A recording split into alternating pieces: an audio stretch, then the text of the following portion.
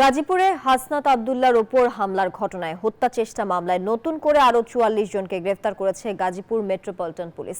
এ নিয়ে গ্রেফতারের সংখ্যা দাঁড়ালো ৮৭ জনে। মঙ্গলবার অভিযুক্ত ৪৪ জনকে গ্রেফতার দেখিয়ে আদালতে পাঠায় পুলিশ। এর আগে সোমবার ৪৩ জনকে জেল হাজতে পাঠানো হয়। হামলার ঘটনায় ১০০ জনের নাম উল্লেখ করে ও অজ্ঞাত আসামি করে নগরীর বাসন থানায় মামলাটি করা হয়। জড়িতদের ২৪ ঘন্টার মধ্যে আইনের আওতায় আনার দাবি জানিয়ে আলটিমেটাম দিয়েছিল এনসিপির নেতাকর্মীরা।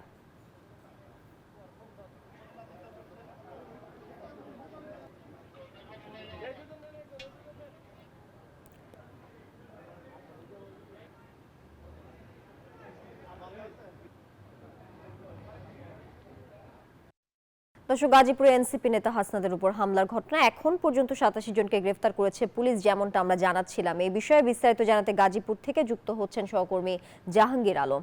জাহাঙ্গীর, এনসিপি নেতা হাসনাতের উপর হামলার ঘটনা ঘিরে কি তথ্য আছে আপনার কাছে, জানাবেন।